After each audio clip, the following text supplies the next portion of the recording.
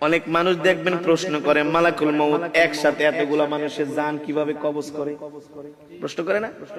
এখানে 10 জন, ওইখানে 10 জন, আমেরিকা 50 জন, বাংলাদেশে 100 জন, এক এট এ টাইম মানুষ মারা যায়।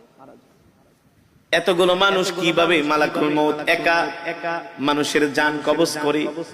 মালাকুল মউত আল্লাহর নবীকে বলতেছেন, ওগো নবীজি, একটা মানুষের হায়াতের জিন্দেগি যখন শেষ হয়ে যায়,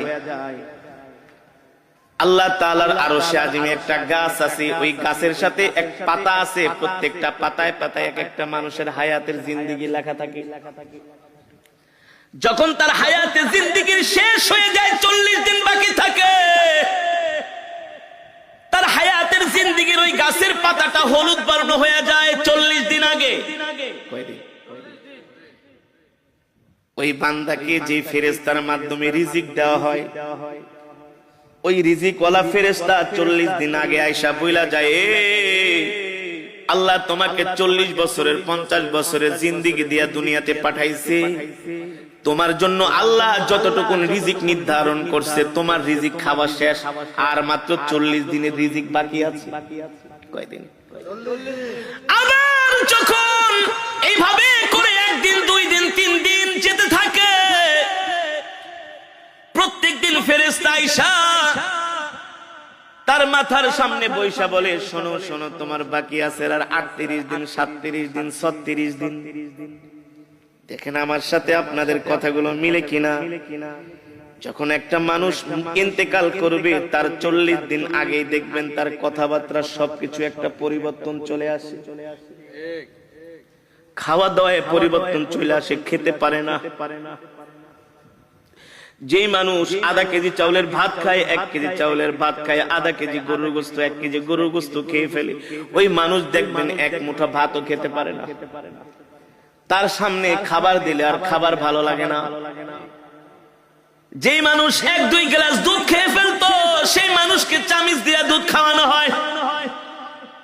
যেই মানুষ 1-2 হালি কমলা খেয়ে ফেলতো, তাকে একটা কমলার খোসা মুখে নিয়ে একটু রস খাওয়ানো হয়। কারণ কি রে ভাই? কারণ কি? আল্লাহ নবী বলেন, আল্লাহ তাআলা তার জন্য যতটুকু রিজিক নির্ধারণ করেছিলেন, তার রিজিক শেষ, বাজেটে আর তার রিজিক নাই। আর মালাকুল মউত আয়েশা বলে, শোন, তোর বাকি আছে আর মাত্র 3 দিন। 40 দিনের থেকে কয়দিন?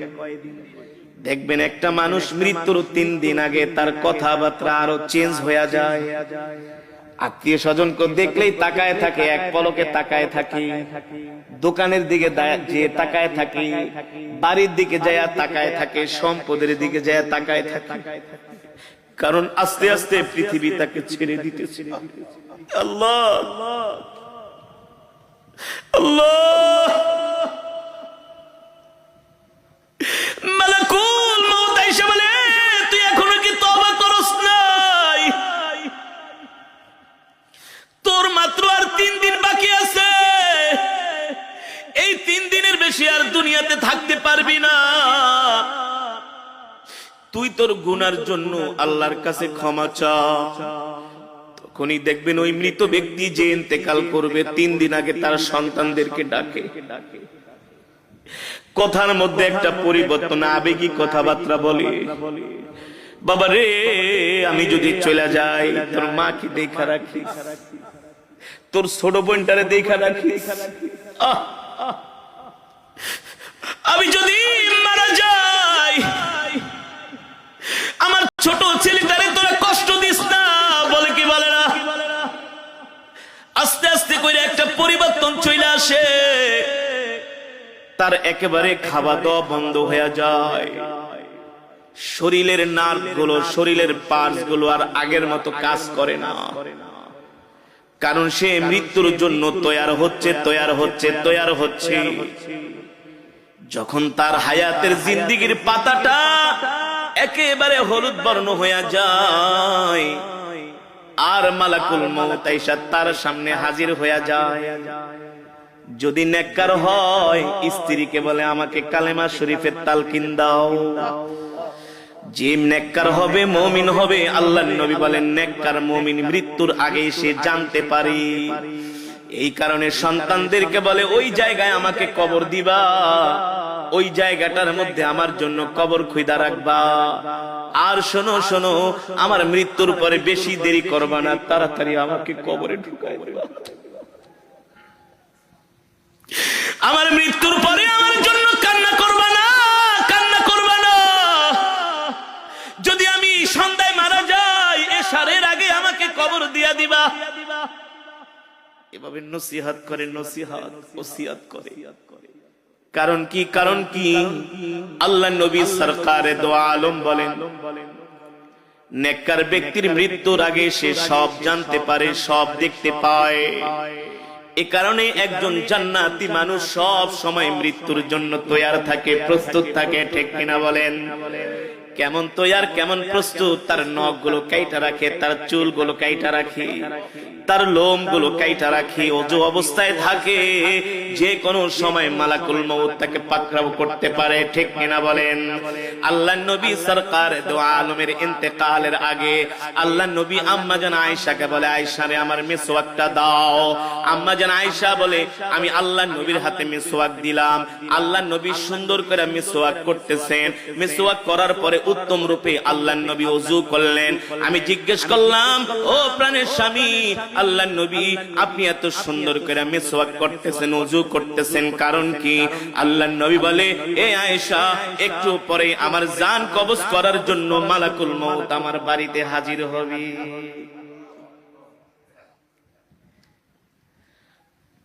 মৃত্যু এমন একটা কঠিন বিষয়।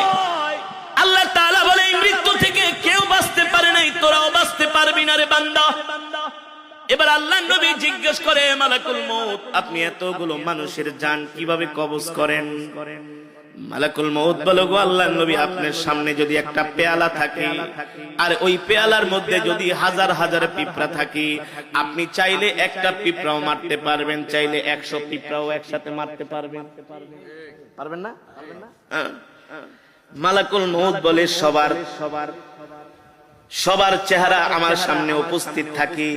যখন তার হায়াতের জিন্দেগীর পাতাটা যখন হলুদ বর্ণ হয়ে যায়, আমি মালাকুল মউত তাকে আস্তে আস্তে করে সতর্ক করি। দিন যায় রাত যায়, আমি তাকে সতর্ক করি। যখন তার একেবারে হায়াতের জিন্দেগীর পাতাটা আস্তে করে জমিন থেকে, আস্তে করে গাছ থেকে খসে জমিনের দিকে আসে, তখন আমি মালাকুল মউত তার জান কবজ করার জন্য তার বাড়িতে হাজির হই। হইতে পারে সেটা দুপুর বেলা, হতে পারে সেটা রাত 3টা 5 মিনিট। ঠিক কিনা বলেন? অনেক মানুষ দুপুরে মারা যায় না?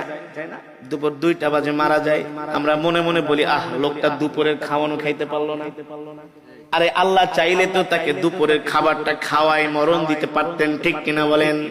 আল্লাহ বলেন, না না না, ইদা জা আজালুহুম লা ইস্তাখিরুনা সাআতাও ওয়া লা ইস্তাকদিমুন। আমি আল্লাহ প্রত্যেকটা মানুষের হায়াতের জিন্দেগীর একটা সময় নির্ধারণ করছি। এ বান্দা, তোমার মৃত্যু 1 মিনিট আগেও হবে না, তোমার মৃত্যু 1 মিনিট পরেও হবে না। আমি আল্লাহ যখন নির্ধারণ করছি তখনই তোমার কেবল মৃত্যু হবে। ঠিক কিনা বলেন? এবার সাহাবীরা মৃত্যুর যন্ত্রণার কথা শুনে তারা কান্না করা শুরু করে দিলেন। আল্লাহর নবী বলে, সাহাবীরা তোমরা কান্না করো না, তোমাদের জন্য সুসংবাদ হলো, যারা মুমিন হবে, যারা জান্নাতি হবে, তাদের জান কবজ করার জন্য আল্লাহ তাআলা জান্নাত থেকে একটা সাদা রুমাল পাঠাবে। জোরে বলেন সুবহানাল্লাহ। আল্লাহ তাআলা জান্নাত থেকে একটা খুশবু দিয়া দিবে। মালাকুল মউত কি, এ মালাকুল মউত, যা এই সাদা রুমাল আর খুশবুটা নিয়ে আমার বান্দার সামনে হাজির হ। তাফসীরের মধ্যে এসেছে, মালাকুল মউত জান্নাতের মধ্যে রাইয়ান নামক একটা সুগন্ধি আছে। নাম কি? এই সুগন্ধি আর একটা সাদা রুমাল নিয়া, যিনি নেককার বান্দা, আল্লাহওয়ালা বান্দা, যিনি কোনোদিন গুনাহ করে নাই, আল্লাহ তাআলার সাথে নাফরমানি করে নাই, মানুষের হক মেরে খায় নাই, মানুষকে কষ্ট দেয় নাই, আল্লাহ তাআলার হুকুম মেনেছে, আল্লাহ তাআলার বিধান মেনেছে।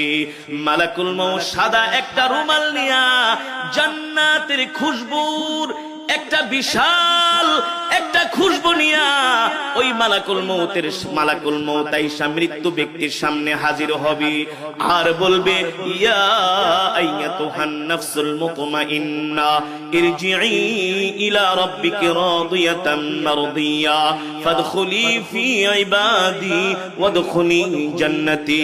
আল্লাহ ডাক দিয়া বলে, এ প্রশান্ত আত্মা, এ নেককার আত্মা, এ জান্নাতি আত্মা, তুই বের হয়ে আয়, বের হয়ে আয়। আল্লাহর নবী বলেন, ওই সময় একজন নেককার বান্দার সামনে আল্লাহ তাআলা জান্নাতের দরজাটা খুলে দেন। সুবহানাল্লাহ বলেন। ছোট বাচ্চাদেরকে ইনজেকশন দেওয়ার সময় কান্না করে, ওদের সামনে একটা খেলনা ধরেন, কি কার্টুন দেখান, ওদেরকে হাসি দিয়া ওদেরকে মন ভালো করার চেষ্টা করেন, বলেন যে একটু পরেই তোমাকে একটা আইসক্রিম কিনা দিব, একটা চকলেট কিনা দিব, এই যে দেখো তোমার জন্য কত সুন্দর একটা খেলনা কিনছি। এই কথা বলার সাথে সাথে তার শরীরে ইনজেকশনটা ঢুকায় দিবেন, দেখবে সে তত ব্যথাও পাবে না, চিৎকারও করবে না।